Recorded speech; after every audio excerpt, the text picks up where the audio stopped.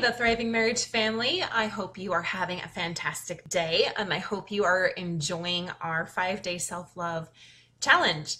I've heard from some of you some really great feedback that this is really giving you some action steps to move you forward. And a lot of you have mentioned that you're really struggling with this idea of self-love. And I get that, especially when you're in a relationship that might be less than ideal. Often it's really easy to beat ourselves up, put ourselves down, look at me and be like, what am I doing wrong, right? And even ask yourself, like, what's wrong with me? Why are things going this way?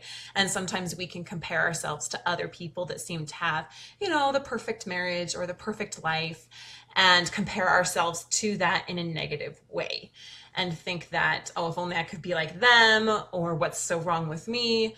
Why can't I connect with my spouse? And we just really kind of put ourselves down.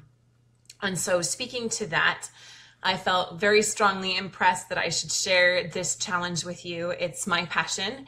It's what I love to do. And just a little bit about my backstory. I grew up very with loving parents, but teenage years, very insecure, dealt with a lot of depression, eating disorder, and that carried over into my young adult years. And I definitely suffered from a lack of self-love. Yesterday, we talked a little bit about that. What lack of self-love leads to. It leads to that insecurity. It can lead to clinging onto relationships and expecting other people to make us happy. It can lead to depression. It can lead to turning to outside sources to fill us up, including, any kind of addictive behavior to kind of numb out or give us that sense of happiness that is missing inside. And so what we really want to do is get to the root of that and build up that self-love. Now, if you watched the video yesterday, I asked you to rate yourself. How much do you love yourself on a scale of 1 to 10?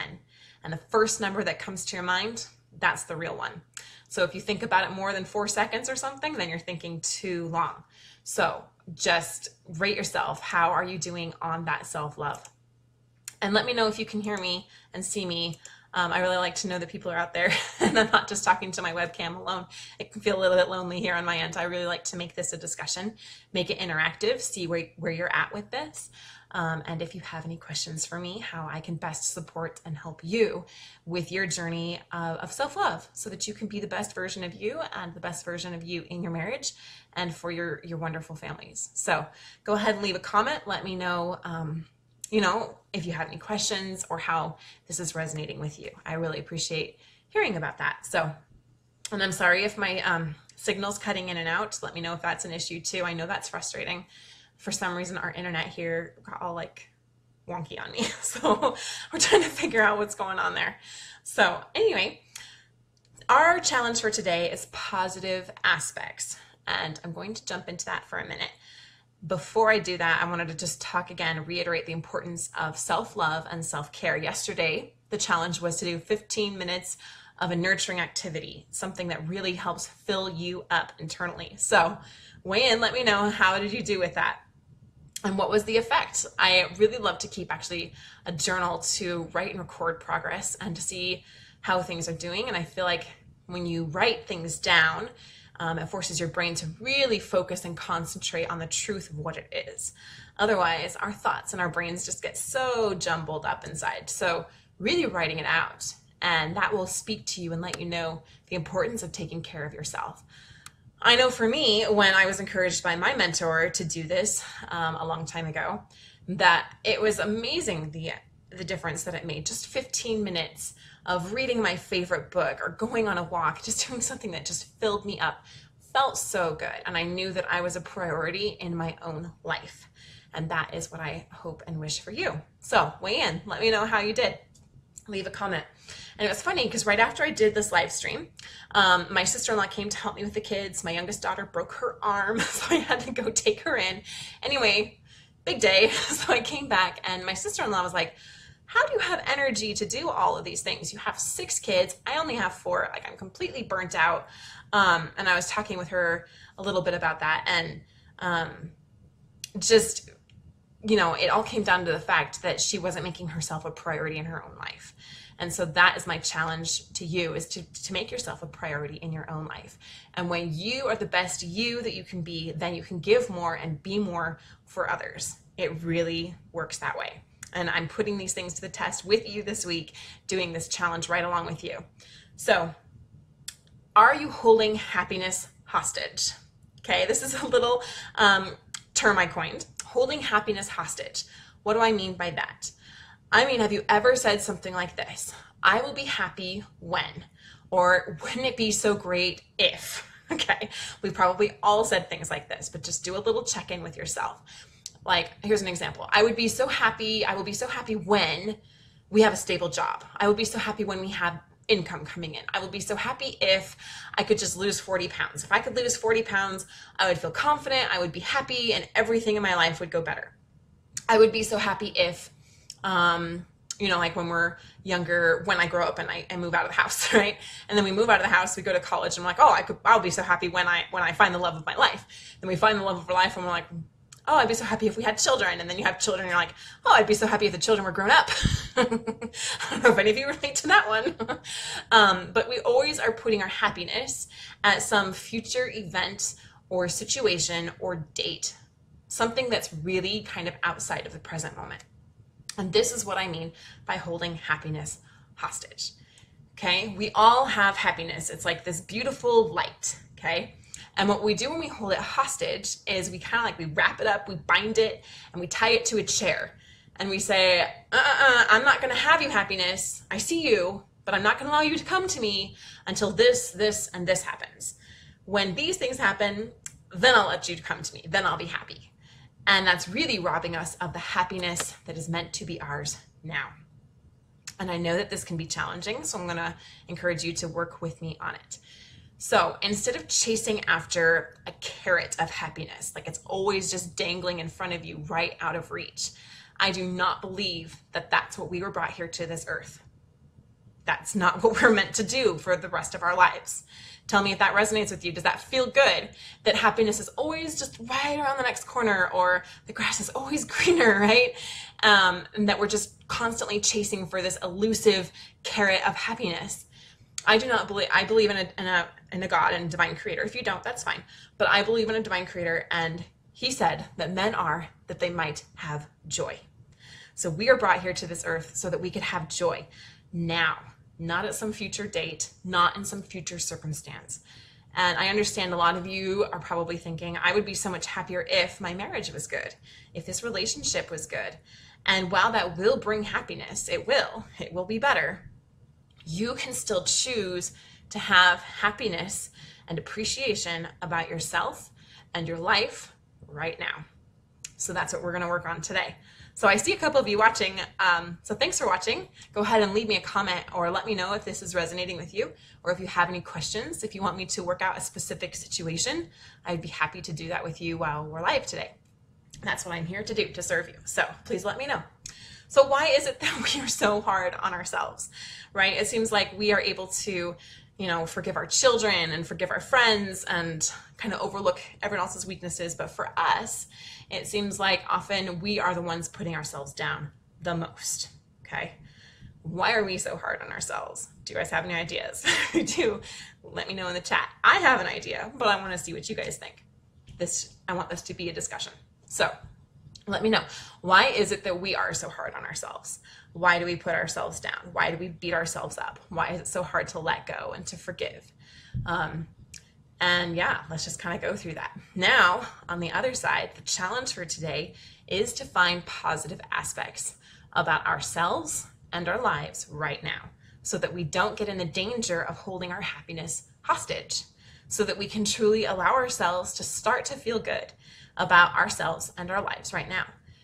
It's not going to happen overnight, right? It didn't take you, 15 minutes to get to where you are. You've been probably living this way and feeling this way and thinking this way for a long time, am I right? And so, because of that, it's going to take some time to get it going in the other direction. But it is absolutely possible, and it is pivotal to you guys and to your happiness. And that is what you want for you deep inside, and that's what I want for you. So let's start to get the momentum going that way. Let's start to build some evidence for ourselves that we are worthwhile, that there are things that we can appreciate about ourselves and about our life. Even if, and I'm going to insert here, even if and especially if things are not ideal. Because these moments that are not ideal, that are challenging us, are the moments that truly define us. And they are an opportunity to go from where we are now to where we could truly be. Okay? So with this challenge, we're going to look at some positive aspects about ourselves and appreciate ourselves. It might feel uncomfortable. And if it does, I want to congratulate you. That's actually a really good sign because it means you're growing, right? When we go to the gym and we're working out, we're building up our muscles, it hurts a little bit at first, right? You have to get to that burn. You actually have to tear the muscle down a little bit so it can get stronger. And some of us might be a little bit weak in the area of appreciating and noticing the positive parts of ourselves and our lives.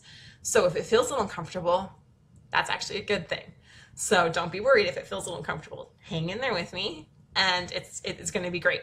So first, we're going to do an exercise live together. And I would love it if you could get out a piece of paper to write this down. If you're in the car or something and you can't, well, don't do that. Don't do anything dangerous.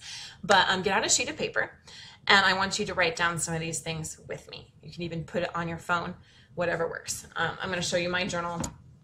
This is what I call my positive aspects or my daily wins journal. And I'll tell a little bit more about how I use that a little bit later on. But psychologically, there is a lot more power when you actually write these things and commit them to paper. Okay, so that's why I really encourage you to write them down. If not, just make sure you're really focused with your mental thought with me. So the first thing is two positive aspects about yourself. And we're going to go into some subcategories to really hit this hard, okay? So two positive aspects about your body. We're going to start with the physical first. What are two positive aspects about your body?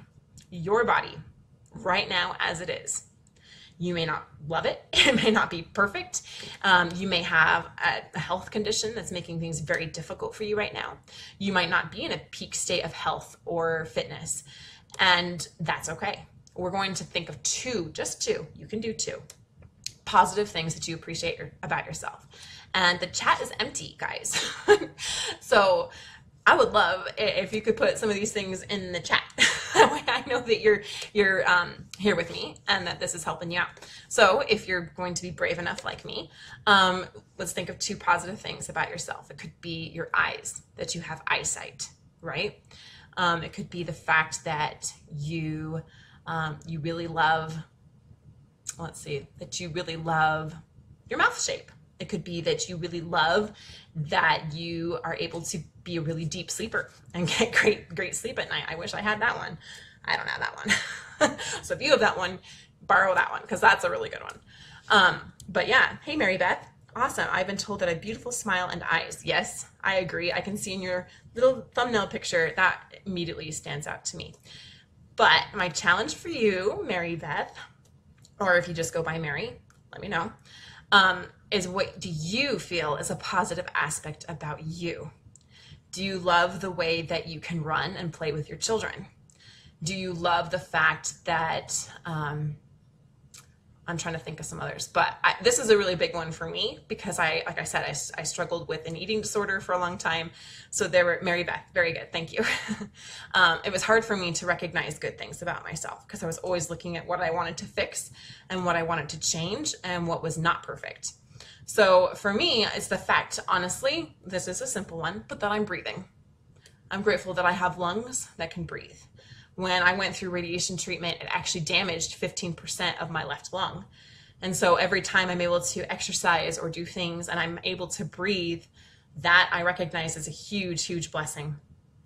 Brandy says, such a tender subject. I love my eyes and I love my hair. Yeah, awesome. Yeah, you look like you have great hair too. And I can't really see your eyes from the picture, but that's great. It is a tender subject. And like I said, if it's a little bit uncomfortable, congratulate yourself. You're pushing through some boundaries here. You're pushing through some old limitations that have really been dragging you down. And so that's what we're trying to reverse here. So think of those two things about your body. Next, we're going to move on to mind. What are two things that you love about your mind? Your ability to think, to reason, to process things. It could be that you're really sharp at math. For me, it's writing. I feel like I have a good mind for writing and putting words together. That's something that I really enjoy doing. I appreciate that. I'm just giving my examples, so you guys give me your examples. Oh, Leah said, I've been told my face is beautiful, but because of an accident, my body is destroyed and my self-esteem is way down. Leah, is that how you say her name? Let me know if that's accurate. Or Leah. Yeah, I hear you. My body was, cut up, cut to pieces, torn up, radiated, all kinds of crazy stuff that I never expected would happen to me. And then it made me really appreciate what I had, right? Sometimes we don't realize how good we have it until it's gone. So that's why we need to appreciate what we have now, right? Appreciate the fact that, our hair isn't falling out of our heads. I was bald for over a year and a half. I had no hair. And so just bad hair day, I'm glad I have hair. There's always something that we can appreciate. So yeah, what about your minds? Now I got my fingers stuck on my hair. That's awkward. Okay. But yeah, what do you love about your intellect? Do you love that you can read and understand passages? Okay, this is hard for me right now, Mary Beth says. I honestly dislike nearly everything about myself right now. I do like my eyes and that I have strong arms and legs. That's good. That those strong arms and legs, I believe you are a parent. I think I'm understanding that right, if I remember from our conversation. Apologize if I got that wrong. I do speak to a good number of people, but that your arms are able to, lift up and bear your children, able to do the work that you need to do around the house and at your job and, the different things like that. When we really stop and think about it, there's a lot that we can find that is positive about ourselves. Mother of 3, awesome. Yeah, so you have little ones that you can take care of. And then how to use your mind to help them, right? Help them with their homework or teach them new principles. Our minds are incredible. They're really, really amazing. So are you really good at math? Do you appreciate the way that you can learn languages? We all have different mental gifts that we can appreciate. Now, a positive aspect about our talents. What are your talents? What do you love doing? What just comes so easily to you? What are you passionate about? What do you just know that you can do really, really well, and then it helps other people or it just fills you up? It makes your heart sing. What are those talents that you do that blesses the world, that helps other people, or that just enriches yourself, right? Sometimes it's being a good listener. It's not always those big flashy talents, right? Those big external talents. Sometimes it's just that you're a very genuine person or that you feel deeply, right? That's a talent. There's a lot of talents and gifts out there.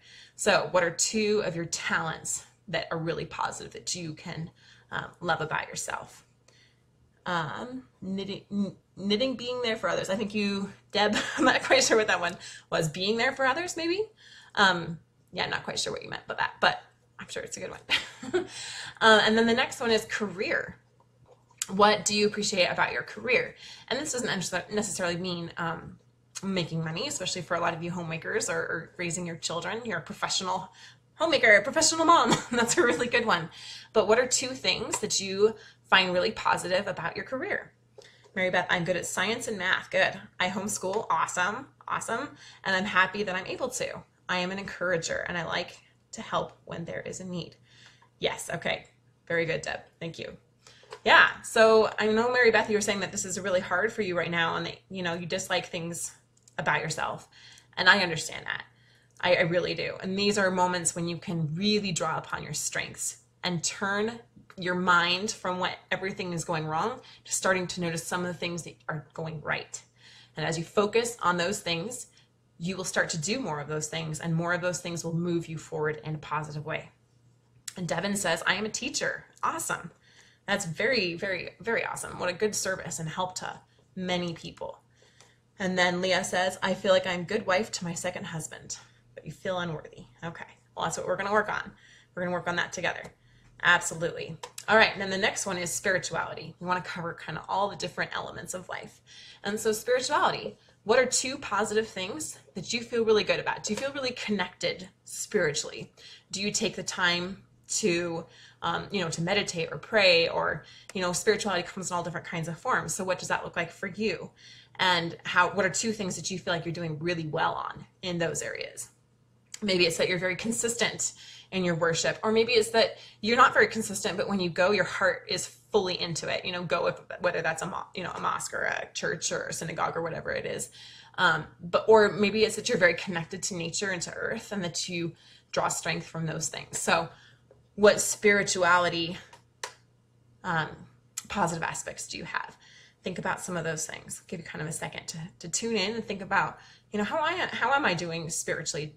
And what are the good things that I'm doing there? What are some of my strengths? And then we have two more. Family. And this is a big one. So you can see I structured these specifically in a specific order. But Devin said, that's me. I don't go all the time, but when I go, I'm all in it. That's great. Yeah. So there you go. You've got that in that you can appreciate about yourself, and that you're moving yourself forward that way. So with your families, what kind of things do you feel like you're doing really well for your family? It could be that I'm a really dedicated parent. I absolutely adore my children. Or it could be, I might raise my voice, but I apologize. That's a good one, okay? Wherever you are at, recognize something that you are doing well and that you can appreciate about yourself that is a positive aspect to you. It could be that you're very close to your siblings, that you love and you care for them deeply. You feel like your family's breaking. I'm sorry, Devin. Yeah, I know these are getting a little bit more sensitive for sure. Mary Beth says, I'm a Christian. I do attend church weekly and try to be fully present during worship and hearing the sermon. But I do make a lot of trips in and out with the kids. I get that. Oh my goodness. I have 6. Yeah. My prayer life is not where it should be at the moment, and that may be contributing to my depression. I'm sorry. I didn't mean to read that out loud. If you meant for that to be private, I'm sorry. Forgive me. No, these comments is just on the stream so everyone can see them. I'll let you guys all know that up front next time. So I do apologize. And then Leah says, I live 1,500 miles from my only 2 children and 3 grandchildren and miss and ache for them every day. Okay, well, the fact that you love them and you miss them and you ache for them is a really good sign of how deeply you care for them. So you can see that as a positive aspect about yourself as well, that you care so deeply for them. And then finally, the last one is marriage. Now, I know this is the hot topic, right? This is the touchy one. I understand. But I really want you to stretch yourselves and think about 2 things that you are doing well in your marriage. Okay? And I have the first one for you, but I want you to think of 2 more. The first one is that you're part of this group. And that means that you care. And that means that you are wanting to work, and that you're willing to get help, and that you're willing to reach out and ask for that help from others and get that support and that encouragement to move you forward. That's a big step. So many people suffer years and years and years of their lives without making any real changes and without being humble enough to say, look, I need some help. Sometimes we try to do things all ourselves, and marriage is particularly a private and sensitive matter, and so we don't often want to get that help outside. And so the fact that you're in this group, there's a positive aspect about yourself, that you are a fighter. You are. If you weren't a fighter, you wouldn't be here because you wouldn't care. And so the fact that you're here shows that you care. Now I want you to kind of stretch yourselves and think of 2 other things that are a positive aspect. What are you doing well on in your marriage? Are you having open conversations? Are you willing to just breathe and look for solutions? And another one is that you're working on yourself so that you can improve your marriage. Okay? So I understand this could be a challenge, but really dig deep. What are the positive things that you are doing right now in your marriage? I'm going to go here to the chat. Oh, no. Okay, I thought I saw something, but no. So yeah, if you have a comment, go ahead and let me know, or a question, let me know. So the whole idea here is that, of course, in every situation, there's always something that is not going right, and there is something that is going right. And that gives us the choice. Every situation and every moment, we have a choice on which one we're going to focus on. That doesn't mean we ignore, right? We ignore the big challenges. It's not what I'm saying. I'm not saying just like, oh, positive thinking, because everything you've heard about positive thinking is probably wrong. Okay. But there is scientific evidence. I love neuroscience. I'm a bit of a nerd when it comes to that our brains, we literally create these synapses in our brains, these neural connections, And the more often you focus on something negative, the stronger that connection becomes. So that then, even if you're in a neutral situation, you're going to see the negative side of it. Okay, this is a little Pollyanna-ish. I've been criticized for that. It's okay, I'm a big girl, I can take it. Stay with me. Okay, but you can literally retrain. This is the good part. You can retrain your brain to start to seeing some of the positive things. And when you start to see some of the positive things, this gets you into a state where you can then get into solution mode. Okay, so then you can start to see more clearly what is working right and the solutions to fixing what's not working right. And another point here, which feels better? Looking at everything going wrong and getting absolutely, discombobulated and truly miserable about it, or looking at the one thing going right and feeling peace and joy and, contentment about that thing. And eventually, if you keep your focus on that long enough, you will find that the other things start to catch up with it. And this I know because I have seen it in literally hundreds, if not thousands of people's lives doing this work that I do, have the privilege of serving. And so if you're feeling like, oh, this is just some positive thinking, woo-woo, whatever, that's fine. There are definitely people that dismiss it. However, I would really love for you, I do love you, but I would really love for you to stick with me on this challenge and put it to the test, because you won't know unless you put it to the test for you. And like I said, it's not just going to happen overnight. It is going to take time and it is going to take effort. And oftentimes there are really big, deep-seated limiting beliefs and situations going on. And so that's the work that we do. We help you uncover those, get to the root of those so that we can change them, so we can improve them. So you don't have to carry the weight of that is dragging you down, dragging your families down, dragging your marriage down for years to come. That's what we do. We work to uncover what those are, find the solutions, and make it happen. Make that transformation happen. So this is the challenge. This I want you to look for the mini wins of the day. The mini wins. The mini wins. And this will help this will help you avoid holding your happiness hostage, because you'll recognize, there is good about me and there is good about my life. And then in your journal, go ahead and write down what those things are about yourself and the things that you did right today. It may be that you were able to, make a cup of coffee and bring it over to a friend, or that you were able to, really help your kids with their homework and able to connect with them and listen to them at the end of their day. It could be that you cleaned that kitchen well. Good job. You did really good at that. That was on the list forever and you got it done. You cleaned out that fridge and it's sparkling and you did a good job. Whatever it is, it's the little wins. And every day, if you write down 3 to 5 of those little wins, it will build up. And over time, think about it. If you just did one little win a day, that would be 365 at the end of the year. Tell me, do you think that you could be in a different place a year from now if you did 365 small acts of victory? I promise you it will move your life forward. So with that being said, I'll just see if anyone else has anything on the chat real quick. Doesn't really look like it, but I'll hang on here for just a minute. And then tonight, Mark is going to be doing another live stream, so I really encourage you to show up for that. That'll be at 7 p.m. Central, I think. And he is going to talking about intimacy, particularly sexual intimacy, because we've had a lot of questions from the group about that, including lack of intimacy, too much demands for sexual intimacy, and all of those kind of topics. So that's going to be a really, really good one. I encourage you guys to hop on there, come with your questions, and we'll rock it. So I love you guys. I appreciate you. Let's do this challenge today and let me know how it goes for you. So you guys take care and we'll see you next time.